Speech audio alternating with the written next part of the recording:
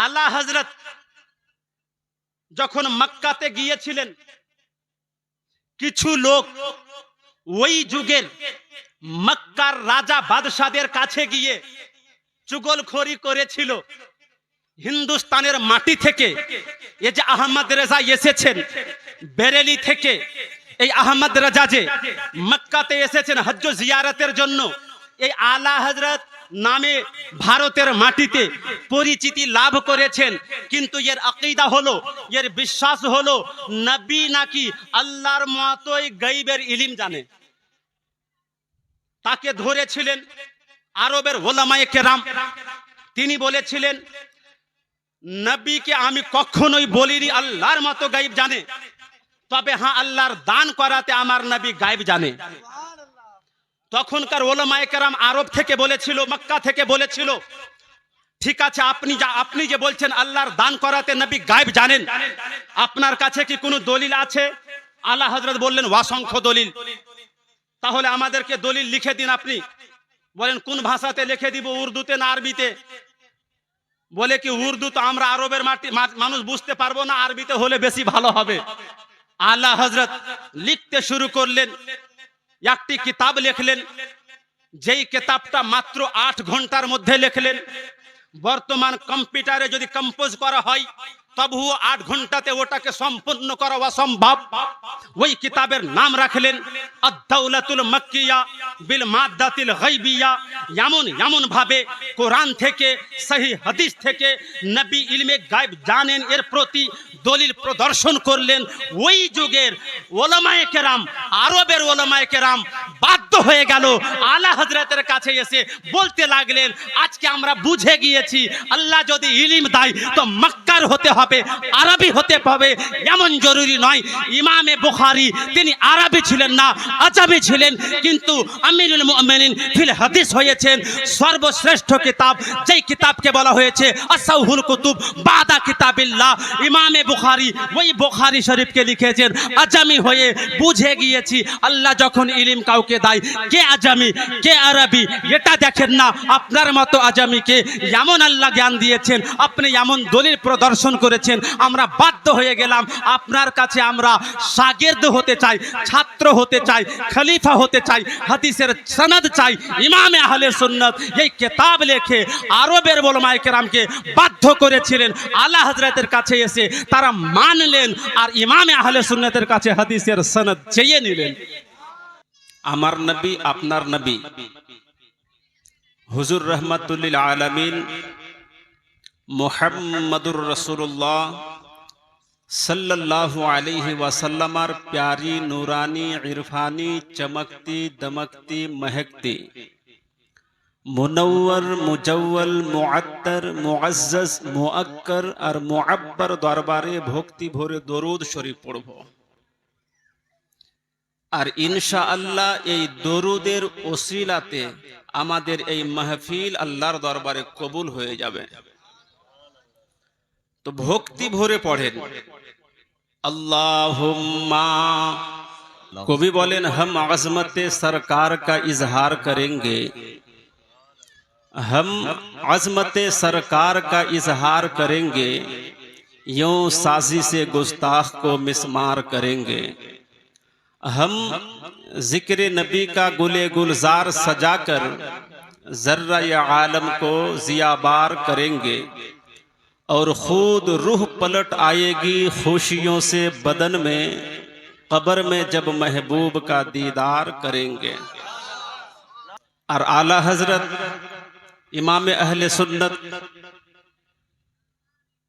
मुजद्दिद दीन व मिल्लत इमाम अहमद रजा खां फाजिल बरेलवी अलैहि रहमा बोलें, लहद में इश्के रुखे शाह का दाग लेके चले, अंधेरी रात सुनी थी चराग लेकर चले, तेरे गुलामों का नक्शे कदम है राह खुदा, वो क्या बहक सके जो ये सुराग लेके चले। ब्रादरान मिल्लत इस्लामिया, আজকের এই জলসা আলা হযরত কনফারেন্স নাম দেওয়া হয়েছে। আমি যেটা বলবো সেটা হচ্ছে ইমাম আহমদ রাজা এবং ইমাম আহমদ রেজার তালিমাত, ইমাম আহমদ রাজা কি শিক্ষা দিয়েছেন এই বিষয়ে, আলা হযরতের শিক্ষাকে যদি আমরা জানতে পারি, কি তিনি শিখিয়েছেন যদি আমরা শিখে আমলে আনতে পারি, আমাদের ঈমানও খারাপ হবে না, আমলও খারাপ হবে না। দুনিয়াতে দুই ধরনের লোক আছে, কলমা পড়ে কিন্তু আকীদা আর বিশ্বাস এমন ভাবে স্থাপন করে রেখেছে যার কারণে কলমা পড়েও নামাজ পড়েও কাজে লাগে না। আর এক শ্রেণীর লোক আছে ঈমান তো ঠিক রেখেছে কিন্তু বিদআত খুরাফাত তাদের মধ্যে ঢুকে আছে। আর তৃতীয় নম্বরে যে শ্রেণীর কথা বলছি, ইমাম আহমদ রাজার যে তালিমাত বর্তমান সময়ের জন্য, এটাকে যদি আমরা শিখে নিতে পারি তো ইনশাআল্লাহ আমাদের ঈমান ও ভেজাল মুক্ত হবে, আমাদের আমল ও বিদআত আর খুরাফাত মুক্ত হবে। পবিত্র কোরআন থেকে আপনাদের সামনে আয়াত পাঠ করেছি। আল্লাহ তাবারক ওয়া তাআলা দুআ করতে বলছেন। কাদেরকে বলছেন?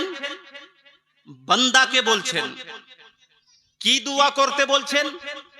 ইহদিনাস সিরাতাল মুস্তাকিম। আমরা জানি কি জানি না এটা? একটু বলেন, অর্থটা বুঝি না।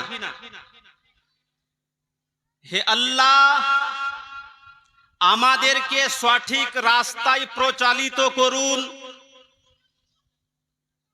আর এক দল আছে কোরআনের অনুবাদ তারাও করেছে, তারা এই আয়াতের অনুবাদে এইভাবে বলছে, হে আল্লাহ, আমাদেরকে সঠিক রাস্তা দেখাও, সঠিক পথ দেখাও। আলা হযরতের অনুবাদ নিয়ে একটু কথা বলে দিচ্ছি, তারপরে আগে বাড়বো ইনশাআল্লাহ আয়াতের ব্যাখ্যায় বিশ্লেষণে। আলা হযরতের তরজমা, এর মধ্যে কত গভীরতা লুকিয়ে রয়েছে। এক শ্রেণীর মানুষ বলছে, হে আল্লাহ, আমাদেরকে সঠিক রাস্তা দেখাও। সঠিক রাস্তা দেখাও মানে কি? এখন ও রাস্তা দেখেনি। আর যারা কলমা পড়েছে, ইসলাম কবুল করেছে, এটাই তো হলো কলমা পড়া, ইসলাম কবুল করা, আল্লাহর ওয়াহদানিয়তকে মেনে নেওয়া, রাসূলুল্লাহর রিসালাতকে মেনে নেওয়া। এটা তো হয়ে গেল ইসলামকে দেখা। মুসলমান যে হয়ে গিয়েছে, সঠিক রাস্তা দেখে নিয়েছে। যারা বলছে সঠিক রাস্তা দেখাও, তার মানে সামনে ওয়ালাকে মুসলমানই মনে করে না। সঠিক রাস্তা দেখাও মানে মুসলমান হওয়ার তৌফিক দান করো। ইমামে আহলে সুন্নাত অনুবাদ করছেন, আল্লাহ রাস্তা তো দেখা আছে, এটা সঠিক রাস্তা। কোনটা সঠিক রাস্তা? নবী যা শিক্ষা দিয়েছেন, কোরআন যা বলেছে, যেটা রাস্তা সাহাবীদের রাস্তা, যেটা তাবেঈদের রাস্তা, তাবেঈনের রাস্তা, যেটা আইম্মায়ে মুহাদ্দিসিনের রাস্তা, যেটা মুফাসসিরিনগণের রাস্তা, যেটা উলামায়ে রাব্বানিনের রাস্তা, এটা তো সঠিক রাস্তা, এটা জেনে গিয়েছি। কিন্তু এই রাস্তাতে আমাদেরকে চলার তৌফিক দান করো। এই রাস্তাতে আমাদেরকে চলার তৌফিক মানে এই সঠিক রাস্তার উপর আমাদেরকে আমল করার তৌফিক দান করো। পার্থক্য দেখছেন? আলা হযরত অনুবাদ করছেন মুসলমানদের জন্য, ওরা অনুবাদ করছেন বেঈমানদের জন্য। আগে ঈমানের কথা বলা হচ্ছে, যেহেতু ঈমানদার আছি, রাস্তা দেখতে হবে না, কারণ আমরা রাস্তা দেখে নিয়েছি, আমাদের চলতে হবে। আল্লাহ, আপনি আমাদের রাস্তা চলার তৌফিক দান করুন। এবার এখানে প্রশ্ন জাগছে, সঠিক রাস্তাতে চলবো, আল্লাহ চলার তৌফিক দান করুন, কিন্তু সঠিক রাস্তা কোনটা? এটাকে যদি আমরা বুঝে নি, ইনশাআল্লাহ আমরা সফলতা অর্জন করে নিব। আল্লাহর পবিত্র কোরআন বলছে মৌলবীকে জিজ্ঞাসা করলে হবে না। মৌলবীকে যদি জিজ্ঞাসা করি তাহলে নজদে যাওয়ার রাস্তাকে সঠিক রাস্তা বলে দিতে পারে, দেওবন্দে যাওয়ার রাস্তাকে সঠিক রাস্তা বলে দিতে পারে। এই জন্যই কোন মৌলবী মাওলানাকে জিজ্ঞাসা করব না সঠিক রাস্তা কোনটা। যদি জিজ্ঞাসা করতে হয় আল্লাহকে জিজ্ঞাসা করেন, আল্লাহর কোরআন উত্তর দিবেন এই সঠিক রাস্তা কোনটা। আনআমতা আলাইহিম, আমি আল্লাহ যেই সমস্ত বান্দার উপর অনুগ্রহ করেছি, ইনআম দান করেছি, যেই রাস্তাতে চলে আমার যেই সমস্ত বান্দা ইনআম প্রাপ্ত হয়ে গিয়েছেন তাদের রাস্তা চলো, সেটাই হচ্ছে সঠিক রাস্তা। এবার প্রশ্ন যাচ্ছে, আল্লাহ বুঝে গেলাম তোমার ইনআম প্রাপ্ত বান্দাদের রাস্তা হলো সঠিক রাস্তা, তবে আল্লাহ ইনআম কাদের উপর করেছো এটাও বলে দিতে হবে। আর আল্লাহ বলেও দিয়েছেন। আল্লাহ যদি না বলতেন তাহলে সবাই দাবি করত, মূর্তি পূজারীও বলতো আমার উপর এনাম হয়েছে, গাছ গাছড়ার ইবাদতকারীও বলতো আমার উপর এনাম হয়েছে, নবীকে মরে মাটিতে মিশে যাওয়া যারা বলেছে তারাও হয়তো বলে দিত আল্লাহর এনাম আমাদের উপর। নবী গায়েব জানে না, সেও দাবি করতে পারে আল্লাহর এনাম আমার উপর। এই জন্যই মৌলবীকে জিজ্ঞাসা করলে হবে না, এটাও আল্লাহকে জিজ্ঞাসা করব। আল্লাহ সঠিক রাস্তা ওইটা যেটার উপর চলে তোমার বান্দাদের উপর তুমি ইনআম দান করেছো, তবে কাদের উপর ইনআম দান করেছো দাবি তো নিজের মতো করে সবাই করতে পারে। কাকে মানবো কাকে ছাড়বো এই কোরআন ফয়সালা তুমি করে দাও। ইনআম কাদের উপর রেখেছো? আল্লাহর কোরআন বলেন আনআমাল্লাহু আলান নাবিয়্যিন ওয়াস সিদ্দিকিন ওয়াস শুহাদায়ে ওয়াস সালিহিন। আল্লাহর ইনআম হয়েছে, আল্লাহর ইনআম প্রাপ্ত বান্দা হলো নবীদের দল, সিদ্দিকদের দল, সাহাবীদের দল আর সালেহিনের দল। সালেহিন মানেই হলো ওলি, তার মানে আল্লাহর ওলিদের রাস্তাও হলো, আল্লাহর ওলিরাও হলো ইনাম প্রাপ্ত বান্দা।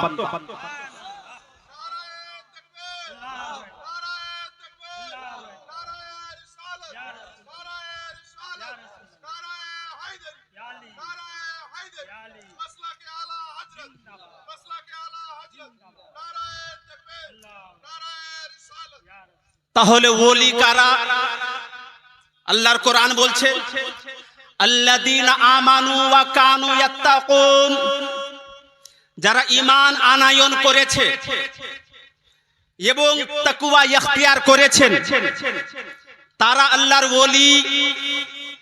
এবার এমন এমন কাজ যারা করেছে যেখানে নবীর শত্রুতা, যেখানে আল্লাহর গুস্তাখি, যেখানে নবীর গুস্তাখি, এমন কথা যারা বলেছে কিতাবে লিখেছে তারা আল্লাহর ওলি হতে পারে না।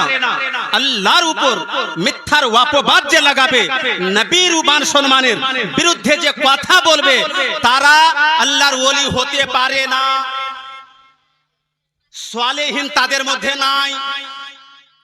আর এটা বলার অপেক্ষা রাখে না। আপনারা জানেন সুন্নি জামাআত এমন জামাআত যেই জামাআতের মধ্যে সালেহিন রয়েছেন, আল্লাহর ওলি রয়েছে।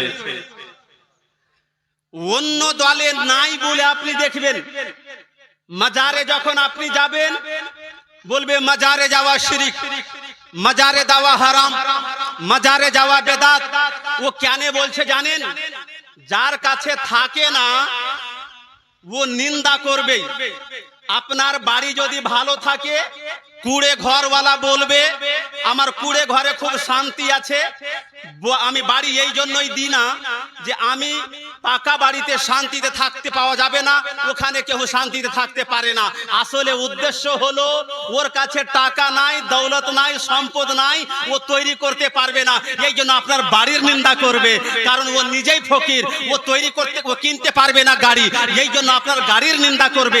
মানে যার কাছে যেটা থাকে না, আপনার সুখ, আপনার শান্তি, আপনার রহমত, আপনার বরকত ওরা সহ্য করতে পারবে না, এই জন্যই তার নিন্দা করবে। অনুরূপ হয়ে গিয়েছে এমন, ওদের মধ্যে ওলি নাই, ওদের মধ্যে মাজার নাই, ওদের মধ্যে সালেহীন নাই। মাজার যখন নাই, যাবে কার মাজারে? আশরাফ আলী থানভীর মাজারে। যেতে তো পারবে না।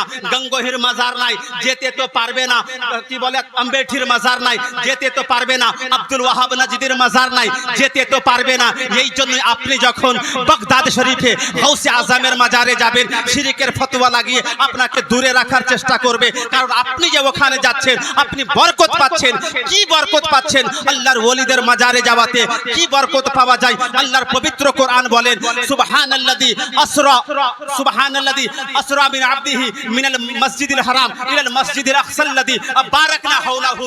আল্লাহ তাবারাক ওয়া তাআলা পবিত্র কোরআন 15তম পারার মধ্যে বলেন, পবিত্র ওই সত্তা যিনি মেরাজের রাত্রে নিজের হাবিব মুহাম্মদুর রাসূলুল্লাহকে রাতোরাত মসজিদে হারাম থেকে, মানে কাবা শরীফ থেকে মসজিদে আকসা পর্যন্ত নিয়ে গিয়েছেন। মসজিদে আকসা কোন মসজিদের নাম?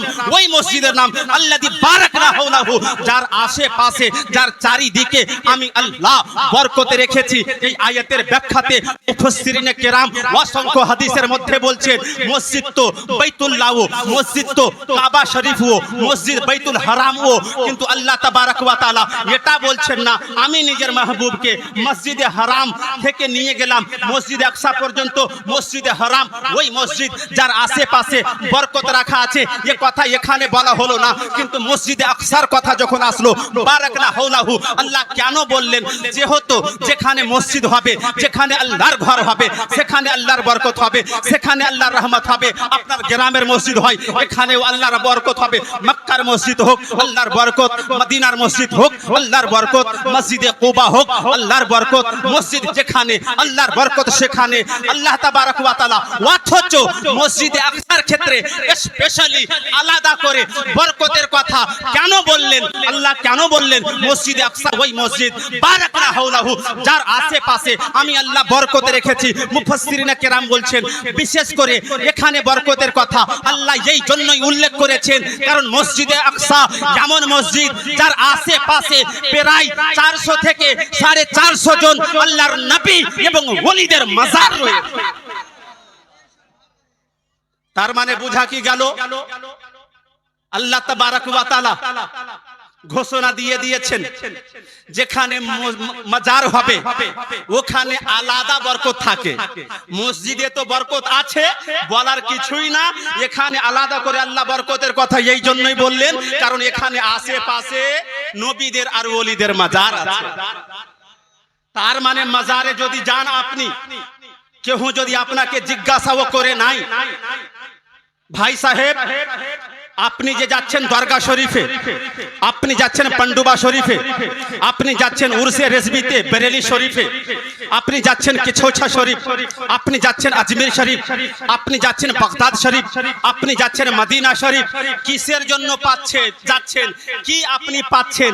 তাকে আপনি বলবেন কিসের জন্য যাচ্ছি আর কি পাচ্ছি, এটা জিজ্ঞাসা করিও না। আমাকে জিজ্ঞাসা যদি করতে হয়, আল্লাহর কোরআনকে জিজ্ঞাসা করো।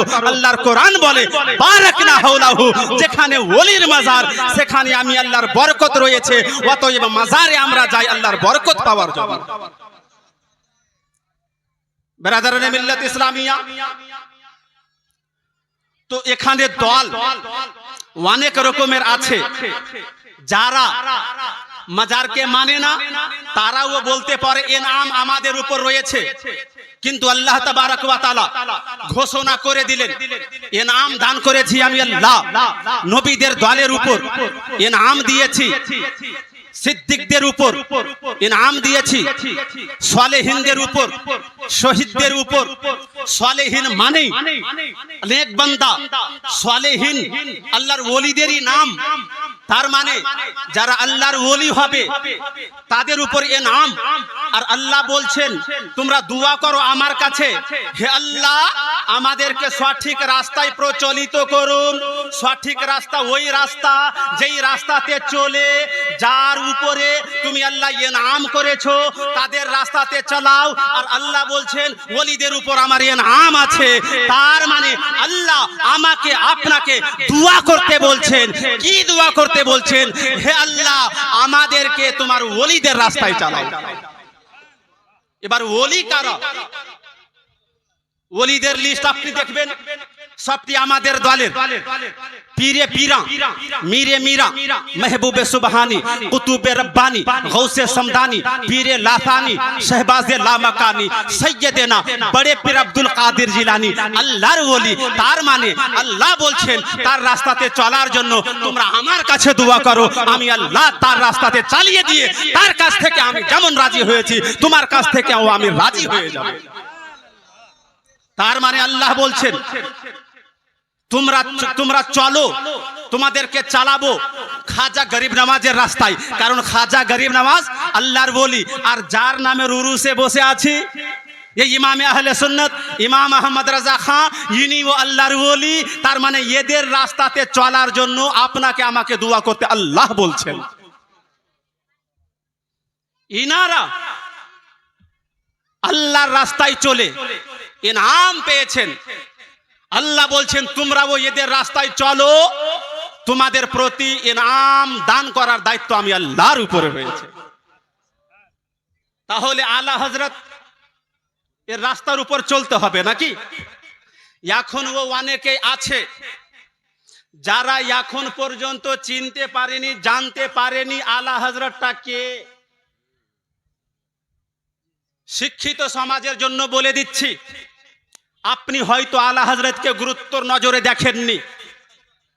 আলা হযরত এমন ব্যক্তিত্বের নাম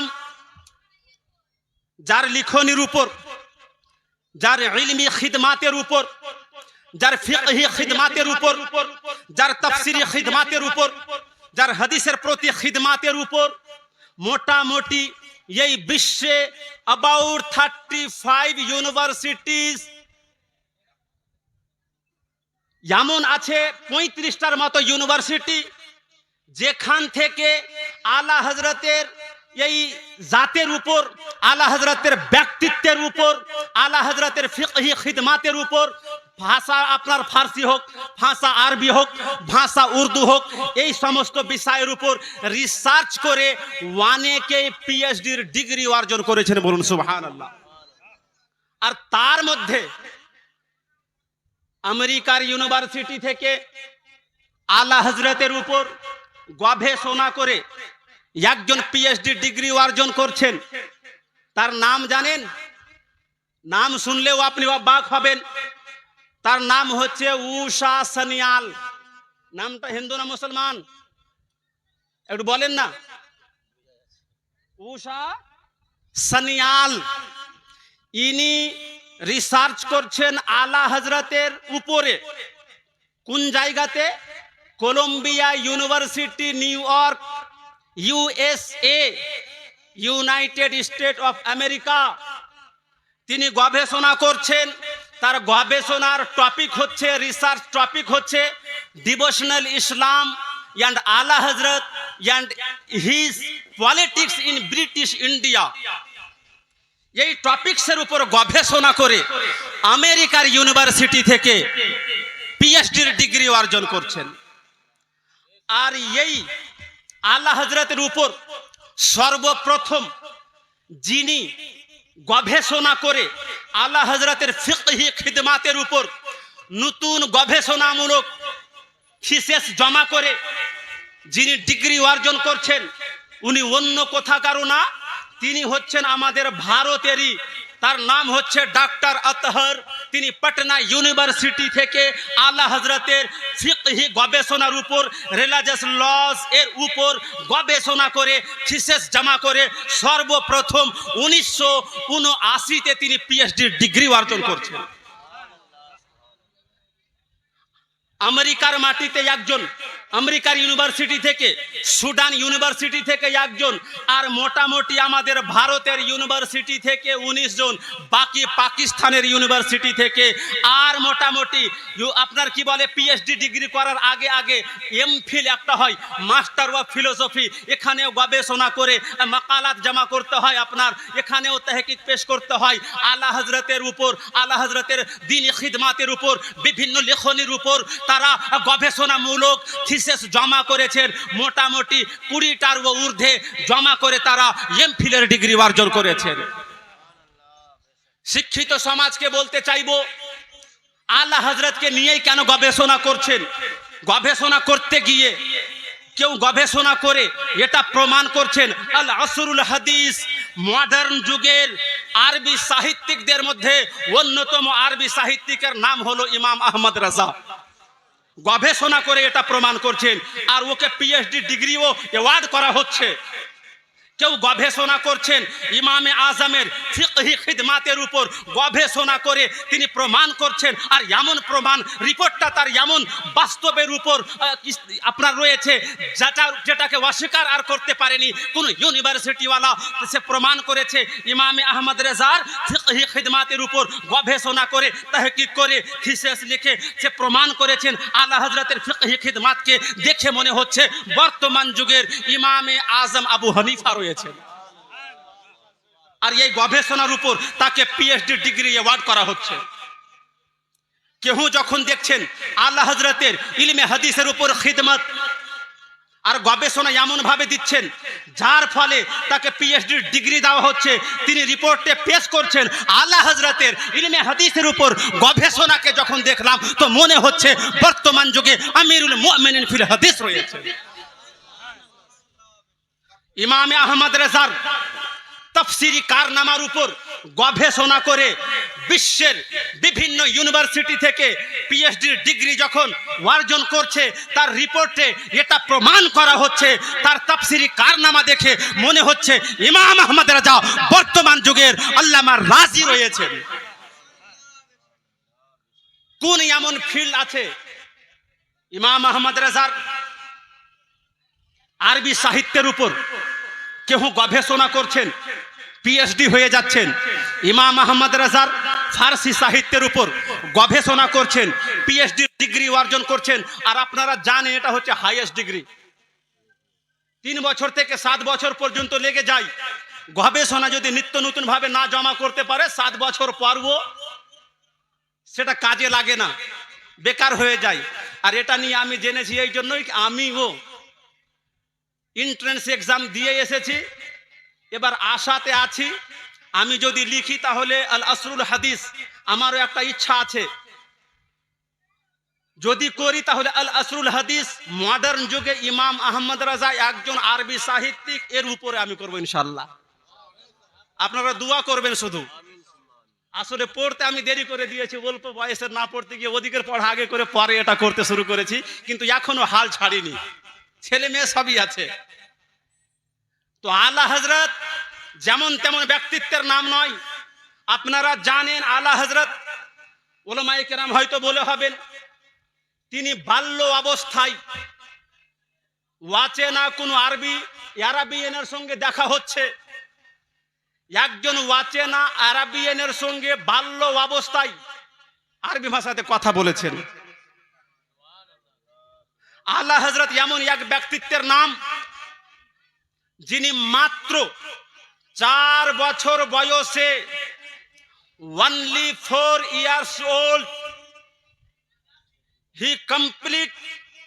he learned to recite the Holy Quran. দেখে দেখে গোটা কোরআন রিডিং পড়তে শিখে গিয়েছেন। আলা হযরত এমন এক ব্যক্তিত্বের নাম আল্লাহু আকবার। 6 বছরের বাচ্চা কথা বলতে জানে না।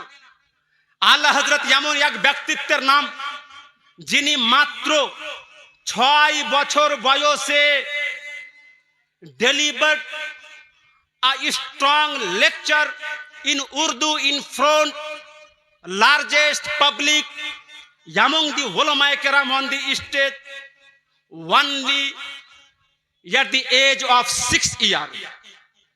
মাত্র 6 বছর বয়সে on the মিলাদুন নবী, সুবহানাল্লাহ, টপিকটাই ভুলে গিয়েছে। এই যে মাহে সফর চলছে, এরপরে রবিউল আউয়াল শরীফ আসবে। রবিউল আউয়াল শরীফে মিলাদুন নবী পালন করেন। তো 6 বছর বয়সের বাচ্চা দাঁড়িয়ে গেলেন, ভরা মাহফিল, ওলামায়ে কেরাম স্টেজে উপস্থিত, ঘন্টার পর ঘন্টা তিনি 6 বছর বয়সে বক্তব্য রাখছেন উর্দুতে। বেশ বেরাদার ইসলাম, সামনে এখানে জায়গা আলা হযরতকে শোনাবো ইনশাআল্লাহ। তবে শুধুমাত্র আলা হযরতের পার্সোনালিটি আমরা দেখলাম, ওই পার্সোনালিটির কাছ থেকে আমরা কি শিখব, ওই ব্যক্তিত্বের কাছ থেকে আমাদের শিখার কি আছে। আলা হযরত যেই শিক্ষাটা দিয়েছে ওই শিক্ষাটা আমাদেরকে শিখে নিতে হবে।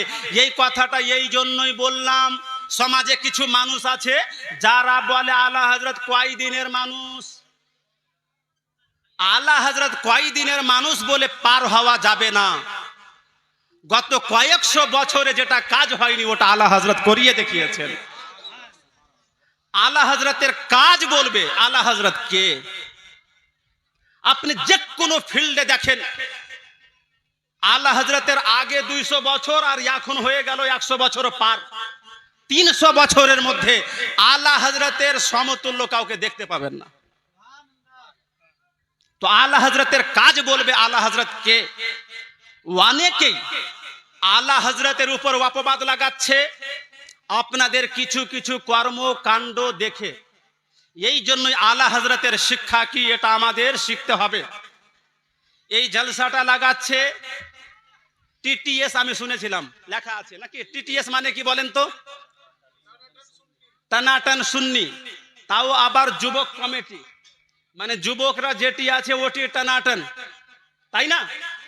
আচ্ছা, এই টানাটান যেটি যুবক আছে আলা হযরতের উরুস করছে, তো আলা হযরতের তালিম, আলা হযরতের শিক্ষা, আলা হযরতের পথ মত মানতে তার কোনো অসুবিধা হবে না তো? এবার ইমাম সাহেবের দায়িত্ব দিব, এখানকার যারা আছেন বা মৌলানা আইয়ুব আলী আশরাফিকে বলবো, আপনি একটু লক্ষ্য করবেন তো, যারা আলা হযরতের উরুস পালন করে এরা আবার যখন বিয়ে করে তখন শ্বশুরের কাছ থেকে টাকা চাই কি চাই না? জি,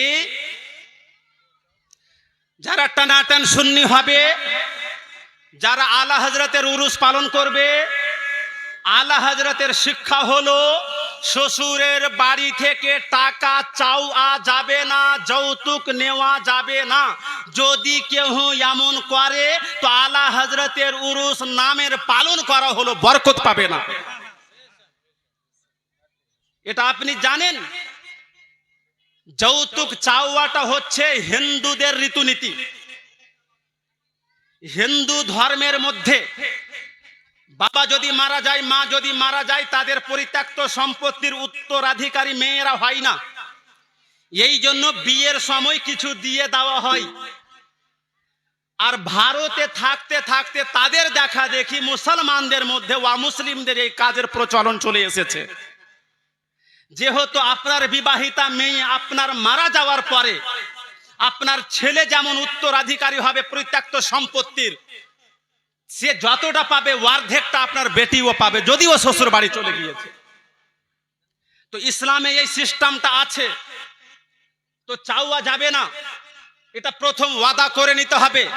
উরসে আলা হযরতে বসেছেন তো। আর একটা কথা বলবো, নামে উরসে আলা হযরত যখন পালন করছি, কাজ বলবে আলা হযরতের লোক, চেহারা বলবে আলা হযরতের লোক। যদি আপনি নামাজ না পড়েন, আপনি নামাজ পড়তে শুরু করেন, মুখে যদি দাড়ি না থাকে আপনি দাড়ি রাখেন, আপনার লেবাস যদি ইংরেজদের মতো হয়, ওয়া মুসলিমদের মতো হয়, আলা হযরতের লেবাসের মতো লেবাস করেন, ইসলামী লেবাস আপনি করেন, মানুষে দেখে বলে যাবে এরা আলা হযরতের দলের লোক রয়েছে। আপনার বলারও প্রয়োজন যেন না হয়। আপনার চুলের স্টাইলটাও এমন হতে হবে, স্টাইল দেখেই যেন বুঝতে পারা যায় চুল সুন্নতি আছে, চুলটা ওইভাবে রেখেছে যেইভাবে আলা হযরত রাখতেন। উরসে আলা হযরতে বসেছি, আলা হযরত চুল কেমন রাখতেন জানা আছে? আচ্ছা, কেমন রাখতেন ওদিকে আমি যাচ্ছি না, যেমন রাখতেন না সেটা বলে দিচ্ছি, বাকি বুঝে যাবেন কোনটা চলবে। এই যে কিছু কিছু যুবক আছে মাথার কিছু অংশের চুলকে ছোট করে, কিছুকে বড় করে, এত বড় করে সাইড গুলো দেখবেন মাথার চামড়া দেখা যায়। কোন স্টাইল বলে? ফৌজি স্টাইল। আছে না নাই? তো ফৌজি স্টাইল যেটাকে বলা হয়, কিছুকে ছোট করে নেওয়া, একেবারে চামড়া দেখতে পাওয়া যাবে। আর কিছু চুল বড় বড় থাকবে, ঘোড়ার মাথার উপর যে রকম থাকে, এমনের ব্যাপারে বলা হয়েছে। আলা হযরত ও বলছেন, আর ফতোয়া হিন্দিয়া ফতোয়া আলমগিরিয়াতে লেখা আছে, ইয়াকরাহুল কাজা আল কাজাউ হুয়া আন ইয়াহদিকাল বাআজ ওয়া ইয়াতরুকাল বাআজ। মাথার চুলের কিছু অংশকে ছেটে নিবে, চামড়া দেখা যাবে, আর বড় বড় চুল কিছু রাখবে মাঝখানে। এমন ভাবে চুল কাটাকে আলা হযরত ও বলছেন, আর ফতোয়া হিন্দিয়া ফতোয়া আলমগিরিয়ার মধ্যেও লেখা আছে এইভাবে চুল রাখাকে কাজা বলা হয়। আর ইসলামী শরীয়তে কাজা করা হচ্ছে মাকরুহে তাহরিমি। এবার মাসলাকে আলা হযরত जिंदाबाद, दामाने आला हजरत नहीं छोड़ेंगे, उर्से आला हजरत हमेशा करते रहेंगे। স্লোগান তো দিচ্ছি, মাথার চুল দেখছি তো আলা হযরতের কিতাবে লেখা আছে যেটাকে মাকরুহে তাহরিমি, ওই চুল আমি রেখেছি।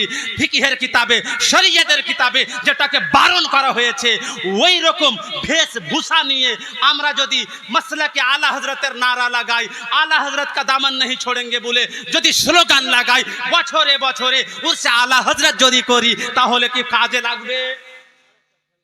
কাজে লাগবে না। আপনার এইভাবে আলা হযরতের শিক্ষাটা নিতে হবে। তো আপনাদের সমাজে যারা যে এরকম থাকবে, এই চুল রাখা যাবে না। তালিমের কথা বলছি। আর একটা তালিম বলে দিচ্ছি, আমাদের আলা হযরতের যারা আমরা ভক্ত, আলা হযরতের ভক্ত যখন হয়েছি, আলা হযরতের শিক্ষাকে আমরা গ্রহণ করব স্বেচ্ছায়, কারু প্রেসার দাওয়াতে না।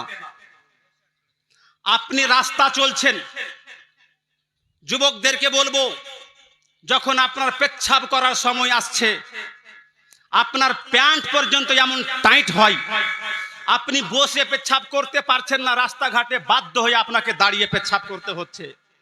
আর দাঁড়িয়ে যখন পেচ্ছাব করতে যাচ্ছেন, পেচ্ছাবের ফোঁটা আপনার শরীরে যদি লেগে যায়, তো আপনি জানেন আলা হযরত বলছেন, আমার নবী বলেছেন, এমন ভাবে পেচ্ছাবের ফোঁটা থেকে যারা বাঁচে না, আমার নবী বলছেন কবরে তাদেরকে আযাব দেওয়া হয়। সুবহানাল্লাহ। আমি তাকে যে আলোচনাটা করলাম এর উপরে দলিলটা নিয়ে নেন। মাররান নবী সাল্লাল্লাহু আলাইহি ওয়াসাল্লাম বিহাইতিন মিন হিতানিল মদিনাতি আও মক্কা ফাসামিআ সাউতা ইনসানাইনি ইউআযাবানি ফি কুবুরিহিমা। আমার নবী সাল্লাল্লাহু আলাইহি ওয়াসাল্লাম মক্কা অথবা মদিনার কবরস্থানের পাশ দিয়ে যাচ্ছিলেন। আমার নবী সাল্লাল্লাহু আলাইহি ওয়াসাল্লাম দেখছেন দুইজন ব্যক্তিকে তার কবরে শাস্তি দেওয়া হচ্ছে। আমার নবী বলছেন, ওয়ামা ইউআযাবান ফি কাবীরিন, এদেরকে খুব বড় গুনাহের জন্য শাস্তি দেওয়া হয় না, তবে হ্যাঁ, আহাদুহুমা লা ইয়াস্তাতিরু মিন বাউলিহি, দুইজনের মধ্যে একজন ব্যক্তি পেচ্ছাব করত, কিন্তু পেচ্ছাবের ফোঁটা থেকে নিজের শরীরকে, নিজের কাপড়কে বাঁচিয়ে রাখতে পারতো না, এই জন্য তাকে কবরে আযাব দেওয়া হচ্ছে। দ্বিতীয় ব্যক্তি হচ্ছে ইয়ামশি বিন নামিমাতে, মানুষের গীবত করে বেড়াতো, এই জন্য তাকে কবরে আযাব আর শাস্তি দেওয়া হচ্ছে।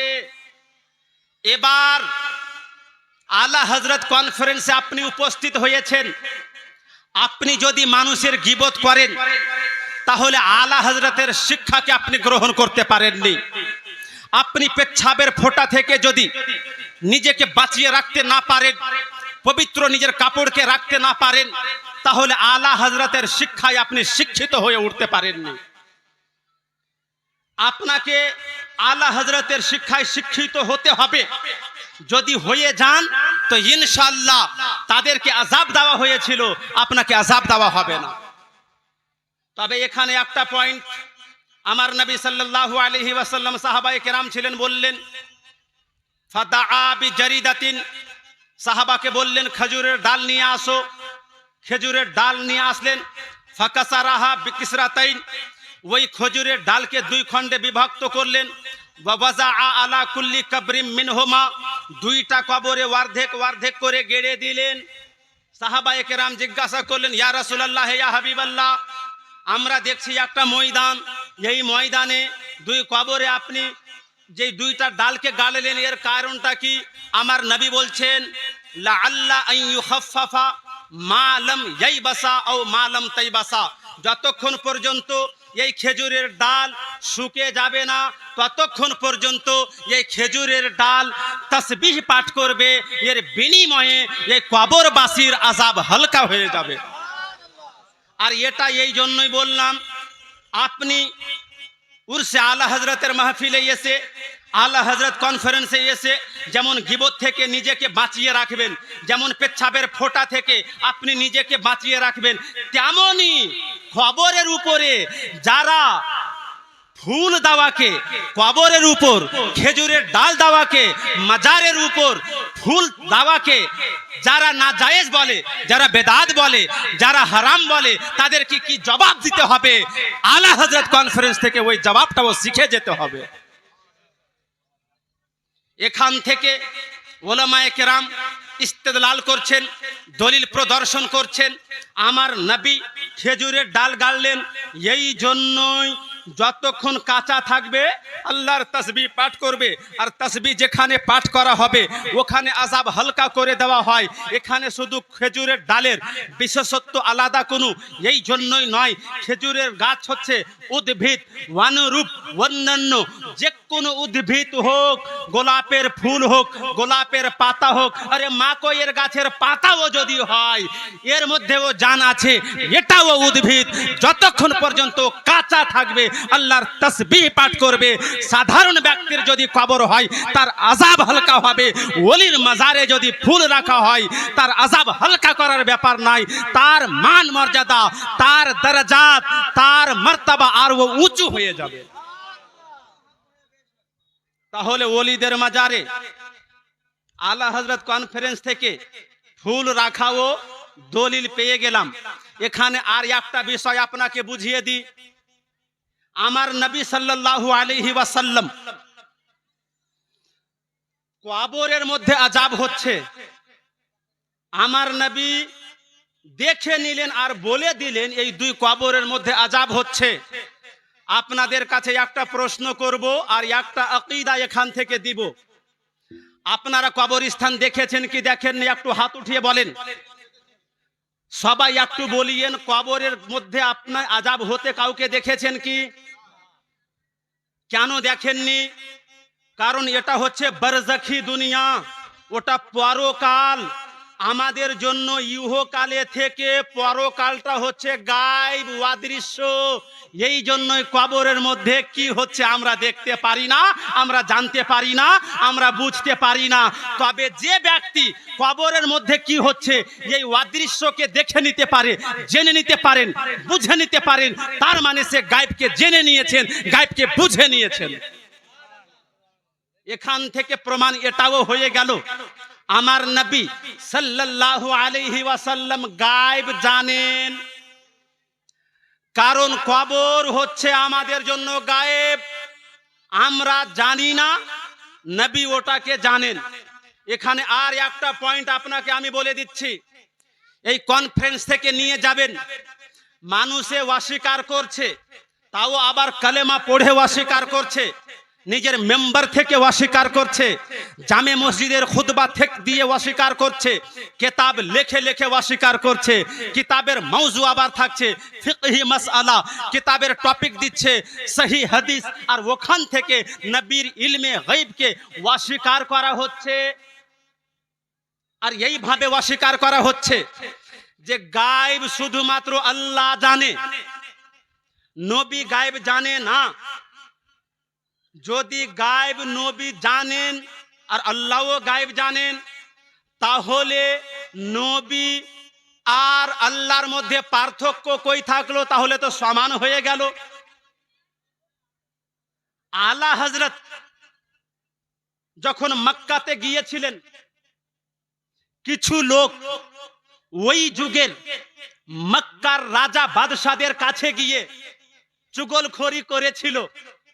হিন্দুস্তানের মাটি থেকে এই যে আহমদ রেজা এসেছেন বেরেলি থেকে, এই আহমদ রেজা যে মক্কাতে এসেছেন হজ্জ জিয়ারতের জন্য, এই আলা হযরত নামে ভারতের মাটিতে পরিচিতি লাভ করেছেন, কিন্তু এর আকীদা হলো, এর বিশ্বাস হলো নবী নাকি আল্লাহর মতোই গায়বের ইলম জানে। তাকে ধরেছিলেন আরবের ওলামায়ে কেরাম।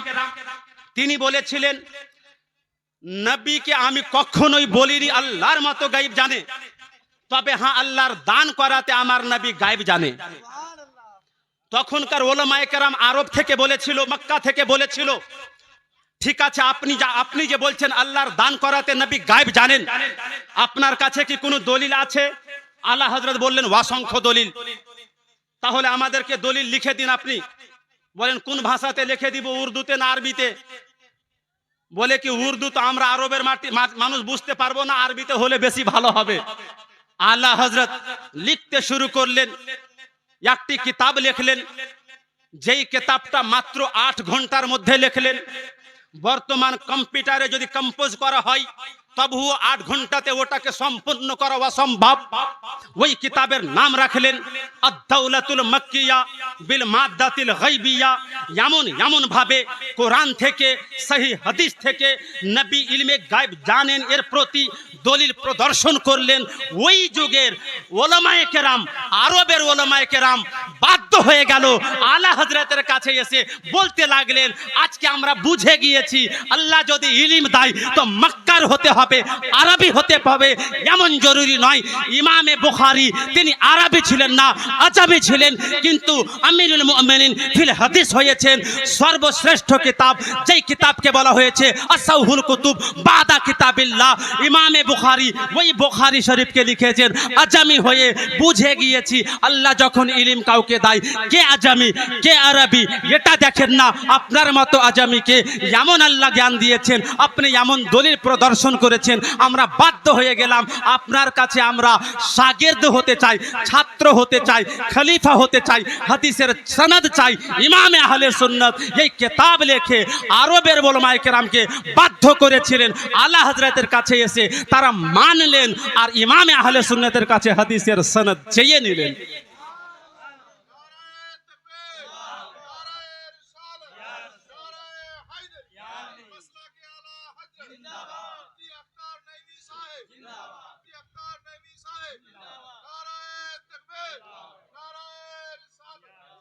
তো বেরাদারানে মিল্লাত ইসলামিয়া, আলা হযরত কিতাব লিখে আগেই তো প্রমাণ করে দিয়েছেন।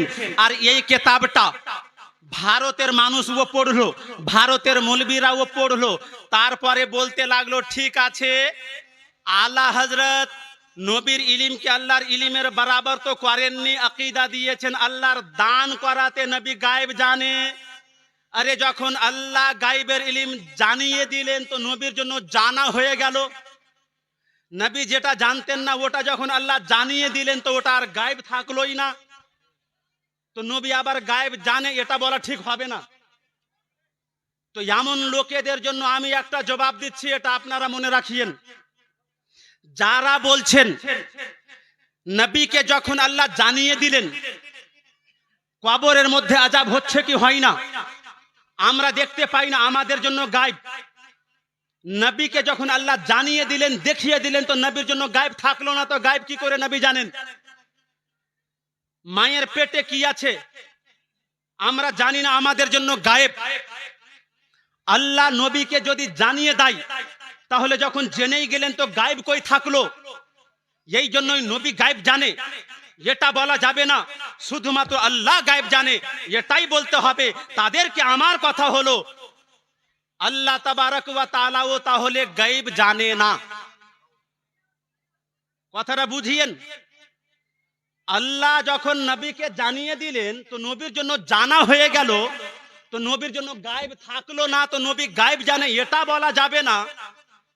তাহলে তো আল্লাহ সব কিছুই জানে,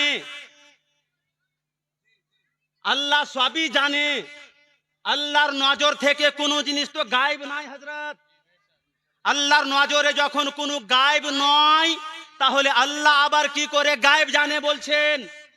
আল্লাহ গায়েব জানে এটাকে বলার জন্য আগে দুনিয়ার কোনো জিনিসকে আল্লাহর নজর থেকে গায়েব করে দেখাতে হবে। তার মানে আল্লাহর দান করাতে নবীর বৈশিষ্ট্য হলো গায়েব জানা। আর সঠিক ব্যাখ্যা হচ্ছে যেখানে আল্লাহ বলেছেন গায়েব আমি জানি, সেখানে হচ্ছে বিষয়টা এমন আল্লাহ নিজস্ব ক্ষমতাতে জানেন, নিজস্ব ইলমের মাধ্যমে জানেন। আর নবী যেখানে জানেন বলা হয়েছে আল্লাহর দান করাতে জানে। আর আল্লাহ আর নবী যে গায়েব জানেন, আসলে যখন জানেন আল্লাহ সবই, তো গায়েব নয়, মানে এটা যেটা উম্মতি যেটা বান্দা তোমাদের নজরে গায়েব, ওটা আমি আল্লাহর কাছে গায়েব নয়, এই অর্থে আল্লাহ গায়েব জানে।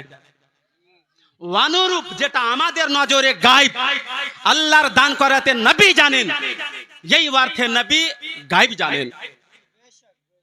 তো নবী সাল্লাল্লাহু আলাইহি ওয়াসাল্লাম এর ব্যাপারে শুদ্ধ আকীদা যেটা রাখতে হবে সেটা হচ্ছে, বাক্যটা শুনে নেবেন, আল্লাহর দান করাতে আমার নবী গায়েব জানেন।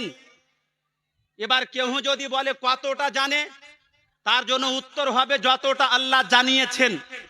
যদি বলে কতটা জানিয়েছেন, আপনি বলবেন আল্লাহকে জিজ্ঞাসা করে নাও নবীকে কতটা আপনি জানিয়েছেন। আল্লাহ যখন এর লিমিটকে বর্ণনা করেননি। আর সব থেকে বড় কথা হচ্ছে পবিত্র কোরআন, এতে সব কিছুই আছে। দু চারটা দলিল নিয়ে নেন, তারপরে আবার আলা হযরতের আর একটা শিক্ষার কথা আপনাকে বলবো। পবিত্র কোরআন বলছে আর রহমান আল্লামাল কোরআন, যিনি রহমান তিনি নিজের হাবিব মুহাম্মদুর রাসূলুল্লাহকে কোরআন শিখিয়েছেন। এবার এই কোরআনে কি কি আছে, যত ছোট হোক বড় হোক সমস্ত ধরনের জিনিস এই কোরআনের মধ্যে আছে। তার মানে ছোট বড় সবকিছু এই কোরআন যখন শিখিয়েছেন, তো সবকিছু আল্লাহ আমার নবীকে শিখিয়ে দিয়েছেন।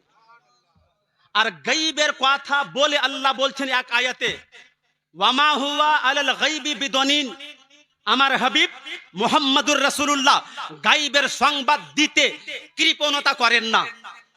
আরে কৃপণতা কে করে? যার কাছে টাকা আছে অথচ টাকা দেয় না, ও কৃপণতা করছে। আর যার কাছে কিছুই নাই, নিজেই ফকির, ওর কাছে যদি বলেন কি দান করাতে কৃপণতা করে, তো ওর কাছে নাই তো দিবে কি? কৃপণতা করে না, তার মানে আছে আর দেয় না, আছে আর দিয়ে দেয়। তো আমার নবীর ব্যাপারে বলা হচ্ছে কৃপণতা করেন না, গায়বের সংবাদ দিতে, তার মানে জানেন। এই নবীর ব্যাপারে ফাইনাল কথা আল্লাহর কোরআন বলছে ওয়াল্লামাকা মা লাম তাকুন তাআলাম, হে নবী আপনি যা যা জানতেন না আমি আল্লাহ সব শিখিয়ে দিয়েছি। এর বাইরে আর কিছু বলার দরকার নাই। আর সব থেকে বড় কথা যেটা গায়বুল গায়ব, যেই আল্লাহর জাত, যেই আল্লাহর সত্তা, গায়বুল গায়ব, আল্লাহকে দেখেছেন কোনোদিন? সব থেকে বড় যদি বলেন গায়বুল গায়ব, তো আল্লাহ। আমার নবী মেরাজের রাত ঘুমিয়ে আছেন, ফেরেশতা জিবরিল যাও ৭৭,০০০ জুলুস নিয়ে আমার নবীকে নিয়ে আসো, আমি অপেক্ষায় আছি। আল্লাহর দরবারে নিয়ে যাওয়া হলো। মেরাজের রাত্রে আমার নবী মাথার চোখে আমার আল্লাহকে দেখেছেন। আল্লাহকে যখন দেখে নিল, আর কিছু বাকি থাকতে পারে? আর কিছুই বাকি থাকতে পারে না। এই জন্যই যারা গায়বের অস্বীকার করবে তাদের কাছে সুস্পষ্ট তাদের জন্য দলিল, নবী গায়ব জানে, কোরআন বলছে নবী গায়ব জানে, নবী নিজেই বলছেন, নবীর হাদিসে প্রমাণিত। আর মেরাজের রাত্রে বিশেষ করে যেই নবী আল্লাহকে দেখে নিলে, তো গায়বের তৈরি করনে वाला, গায়বের খালিক যিনি, গায়বের মালিক যিনি, ওই আল্লাহকে যখন নবী আমার মাথার চোখে দেখে নিলেন, দুনিয়ার মাটিতে আর কোনো জিনিস গায়েব থাকতে পারে না। ওয়াহাবি হবে গায়েবের অস্বীকার করবে, দেওবন্দি হবে গায়েবের অস্বীকার করবে। আমার আলা হযরত নবীর পক্ষের লোক গায়েবের প্রমাণ দিতে গিয়ে বলছেন, কাবে কে বদরুদ্দোজা तुम पे करोड़ों दरूद, तैयबा के शमसुद्दोहा तुम पे करोड़ों दरूद, और कोई गैब का तुमसे नहा हो भला, जब ना खुदा ही छुपा तुम पे करोड़ों दरूद।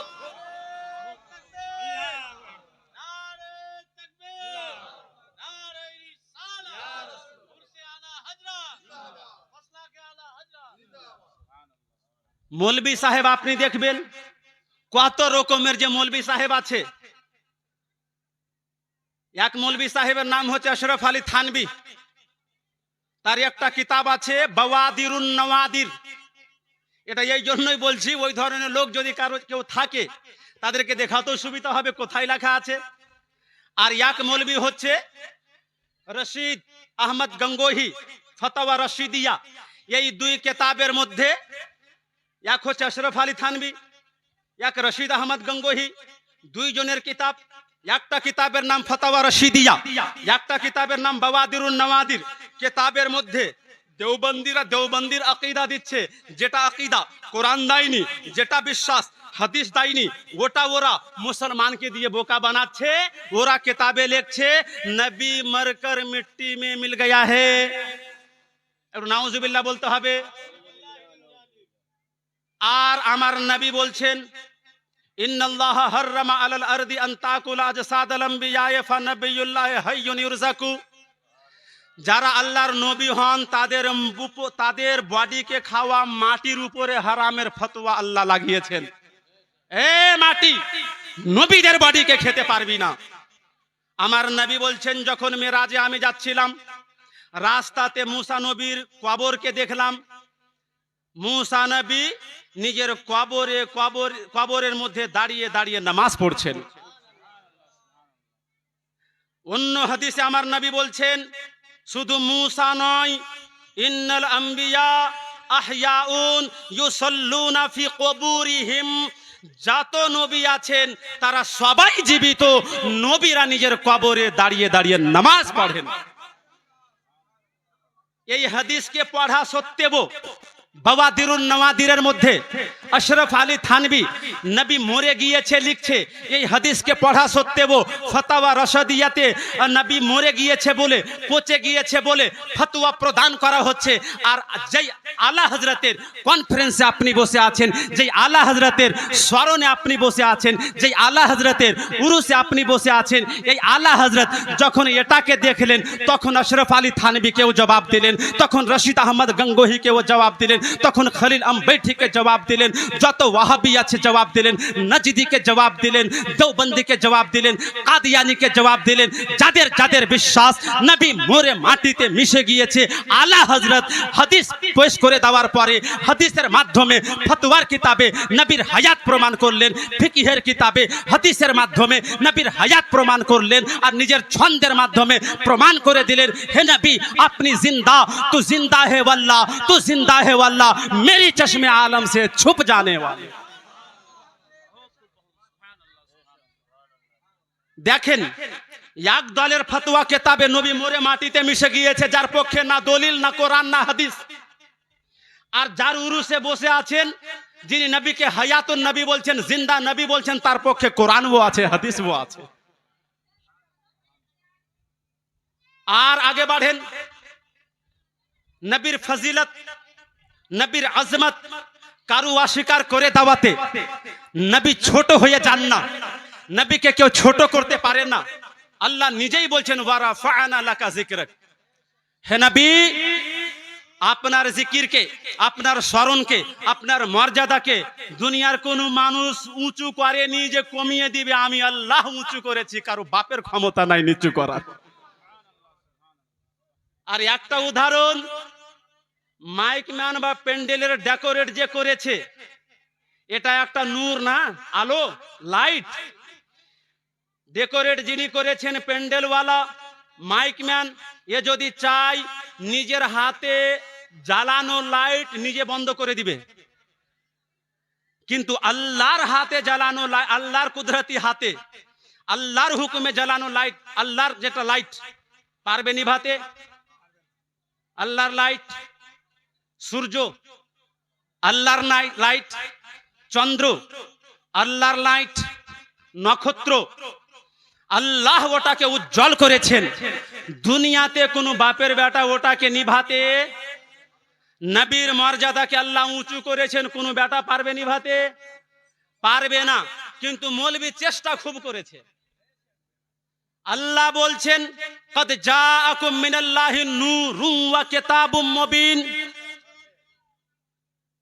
কিতাবুম মুবিন তো বুঝতেই পারছি পবিত্র কোরআন। আল্লাহ তোমাদের কাছে একটা স্পষ্ট কিতাব পাঠিয়েছেন আর একটা নূর পাঠিয়েছেন। তো আল্লাহ ওই নূরটা কি আমি বেশি বুঝবো, আপনি বেশি বুঝবেন না, কোরআনের তাফসীর যারা করেছেন তারা বেশি বুঝবে। তাফসীর কারক তাফসীরে জালালাইন এর মুসান্নিফ, আর কিতাবটা এমন কিতাব যেই কিতাব সরকারি মাদ্রাসাতেও চলে, প্রত্যেক মাদ্রাসাতে চলে, দেওবন্দি হোক, লা মাযহাবি হোক, হানাফি হোক, সব মাদ্রাসাতে এই কিতাব পড়ানো হয়।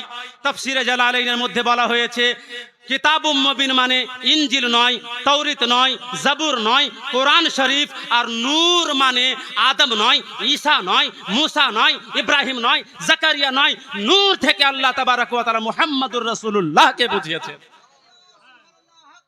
তার মানে আল্লাহ বলছেন নূর আসলো, আর নূরকে মুহাম্মদ সাল্লাল্লাহু আলাইহি ওয়াসাল্লাম। তো আমার নবীকে আল্লাহ বলছেন নূর, দেওবন্দি বলছে নবী নূর নয়।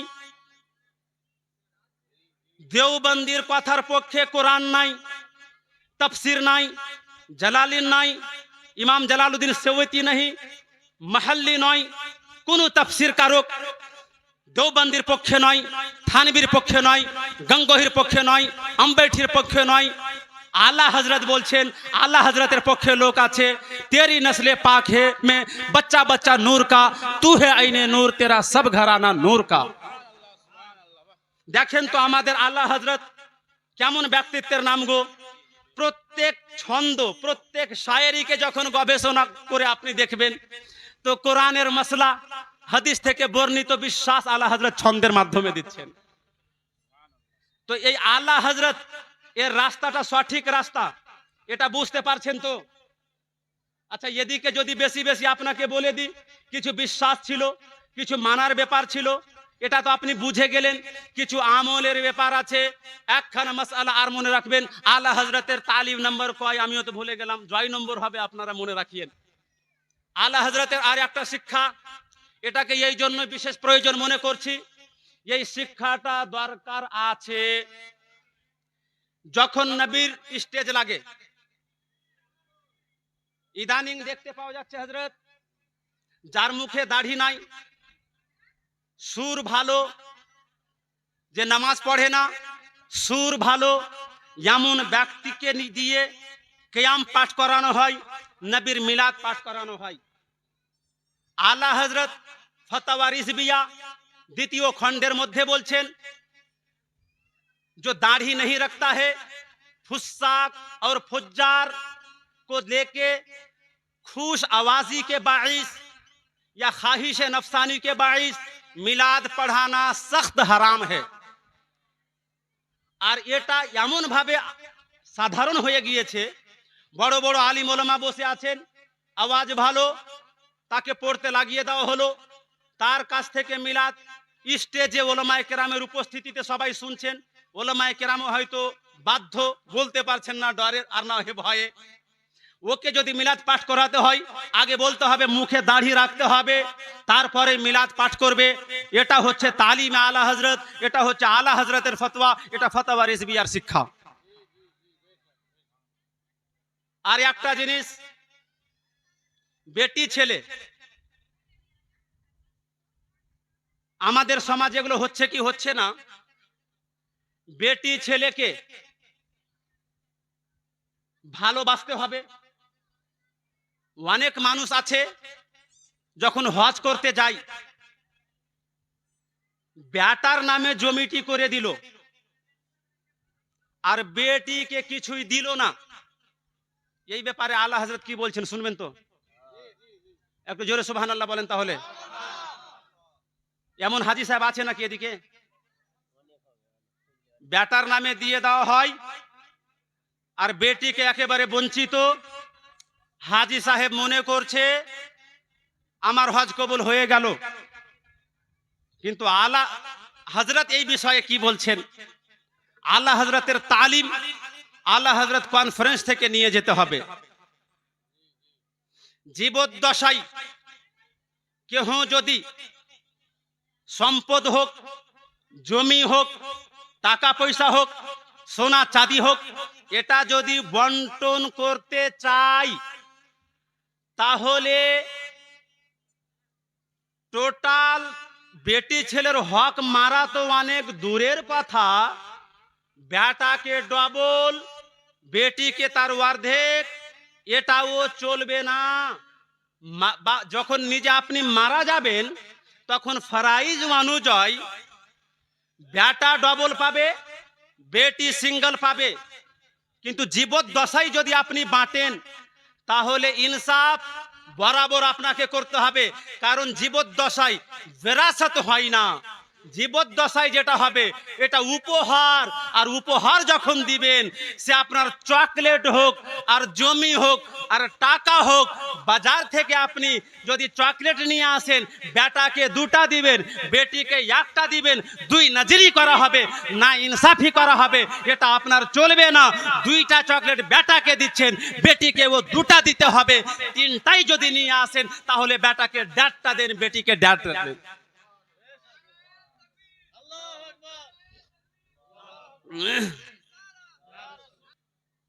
আপনারা পীর ওলিকে মানেন তো? আজমির গিয়েছেন, বাগদাদ গিয়েছেন, তো কেমন তাহলে মানেন?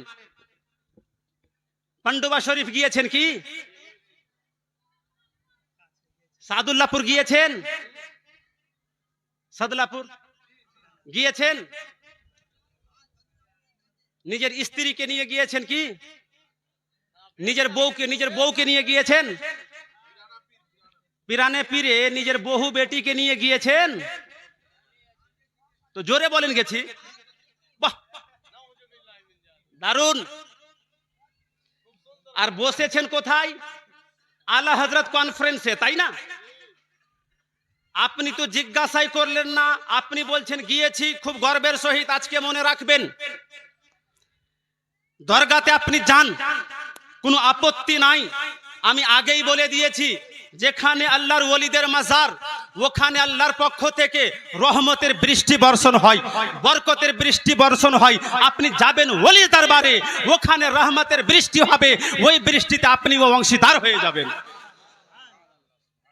তবে আপনি যে বহুকে নিয়ে গেলেন, বেটিকে নিয়ে গেলেন, বৌমাকে নিয়ে গেলেন, বা বেটাকে বললেন বেটা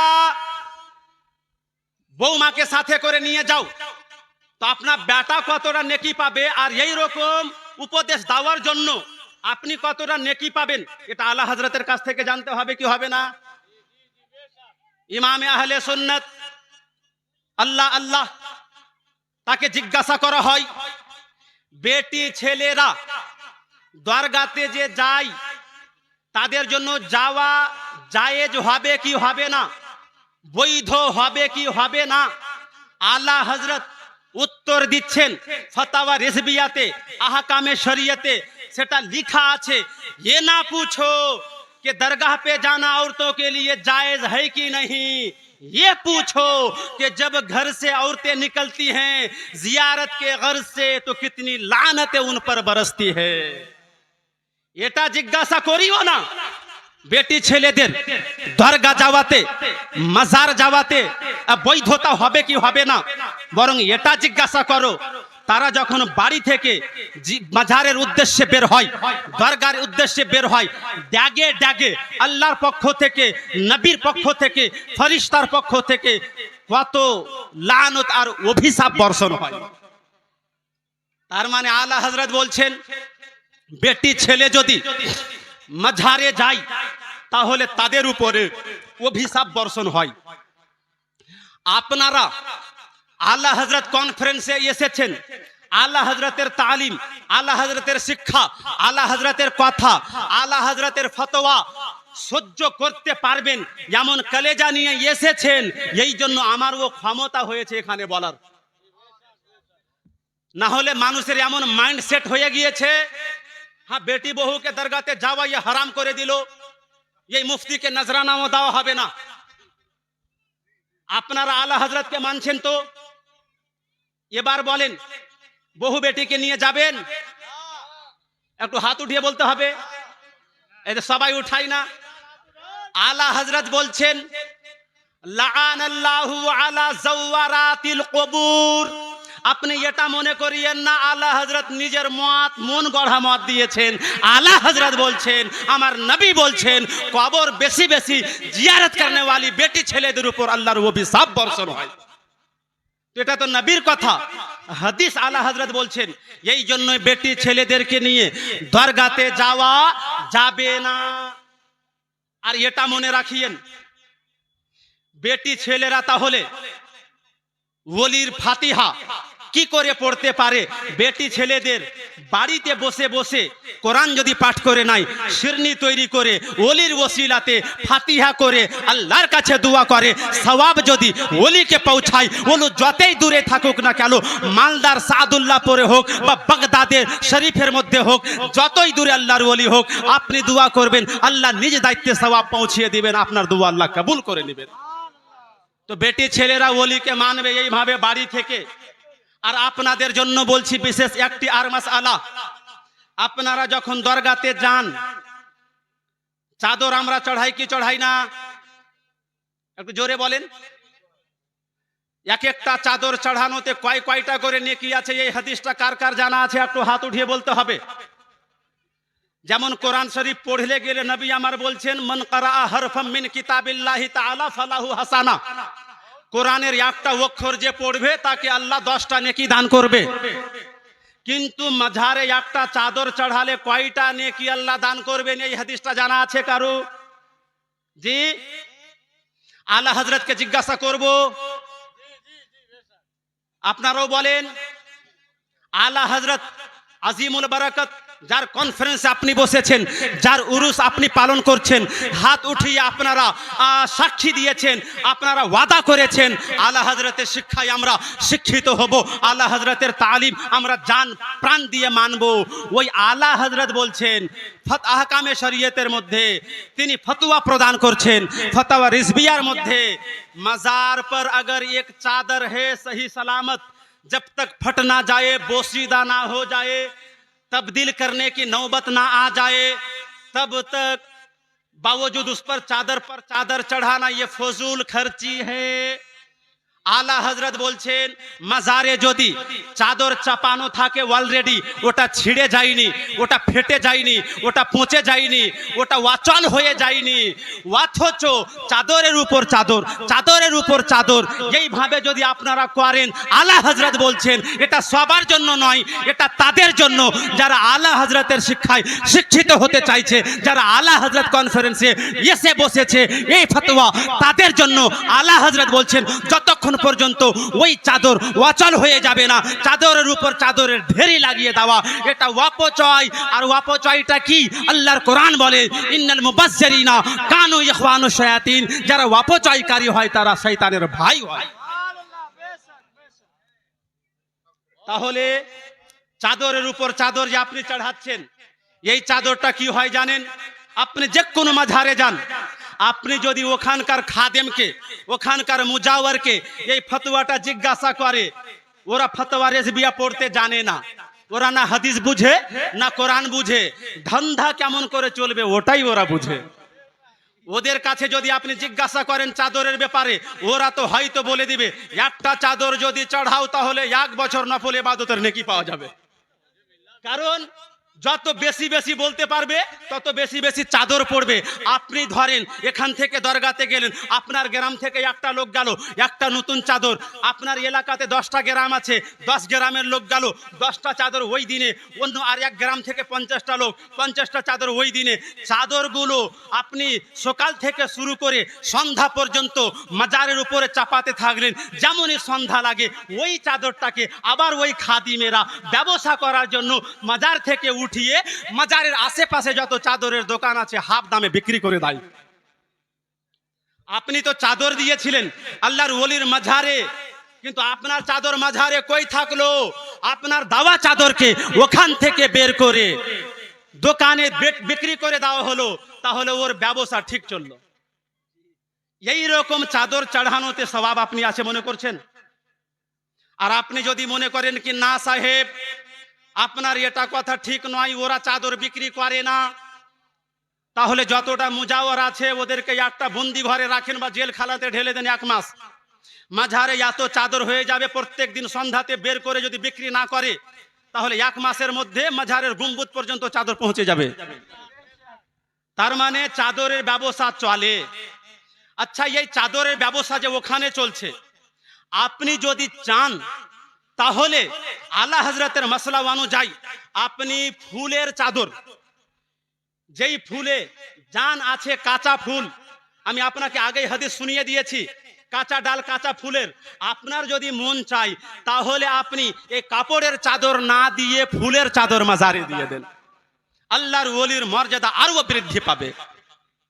আর যদি আপনি ফুলের চাদরের ব্যবস্থা না করতে পারেন, বা আপনি নিয়ত করে নিয়েছেন আমি একটা চাদর দিব, কিন্তু ফতোয়া শুনে নিলেন চাদর কেমন করে দিব, তাহলে মাঝারে তো চাদর 10টা 20টা 25টা রয়েছে, তাহলে এদের জন্য মশলা হচ্ছে আপনি ওই চাদর মাঝারে না দিয়ে ওই চাদর কিনতে গেলে আপনার হয়তো 500 টাকা 1000 টাকা খরচ হতো, এই 500 টাকা 1000 টাকাতে চাদর না কিনে আপনার এলাকার মাদ্রাসাতে দিয়ে দিবেন টাকাটা, তালিব ইলমদেরকে টাকা দিয়ে দিবেন কিতাব কেনার জন্য, যারা কিতাব কিনতে পারে না, যারা গরিব কাপড় কিনতে পারে না তাকে কাপড় কিনে দিয়ে দিবেন। ঠান্ডার দিনে যেই অসহায় ব্যক্তিরা চাদর কিনতে পারে না, চাদর তাদেরকে দিয়ে দিবেন। ঠান্ডার দিনে আপনার চাদর উঠবে, আপনাকে দোয়া দিবে, আপনার সফলতা অর্জন করবেন, আর এই নেকিটা এই সওয়াবটা আপনি বাড়িতে থেকে আল্লাহর ওলির নামে বকশিয়ে দিবেন। তো এইভাবেও তো করতে পারেন, এটা একটা জিনিস। তো এটা হচ্ছে মাসলাকে আলা হযরত।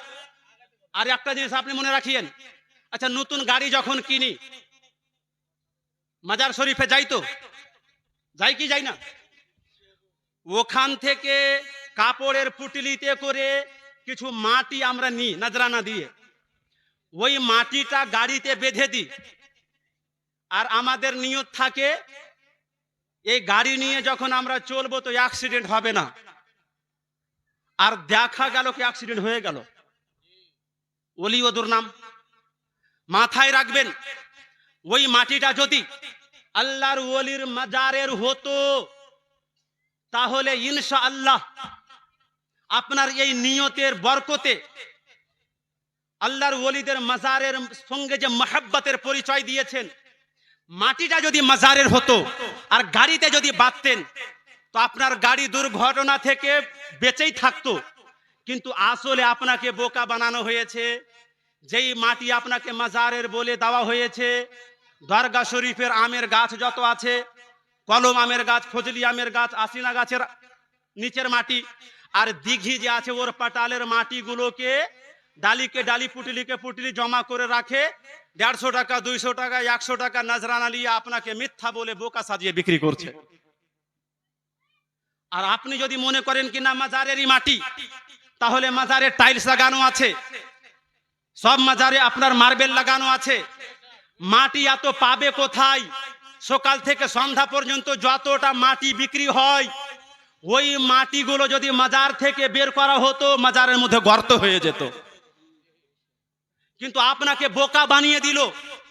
এই জন্যই আপনি নতুন গাড়ি কিনেছেন, ঠিক আছে, যান আপনি ওলির দরবারে জিয়ারত করেন, 4টা কুল পড়েন, পারলে সূরা আপনি কি বলে বাকারা প্রথমাংশ পড়েন, শেষাংশ পড়েন, সূরা রহমান পড়েন, ইয়াসিন পড়েন, 4টা কুল পড়েন, ফাতিহা করেন, আল্লাহর কাছে ওলির ওসিলাতে আপনি দোয়া করেন, এই বলে আয় আল্লাহ তোমার ওলির দরবারে এসেছি, চাইছি তোমার কাছে, এই বিশ্বাস নিয়ে এসেছি, ওলির দরবারে এসেছি, ওলি তোমার এই দরবারে চাইবো তোমার কাছে, তুমি খালি হাতে ফিরাবা না।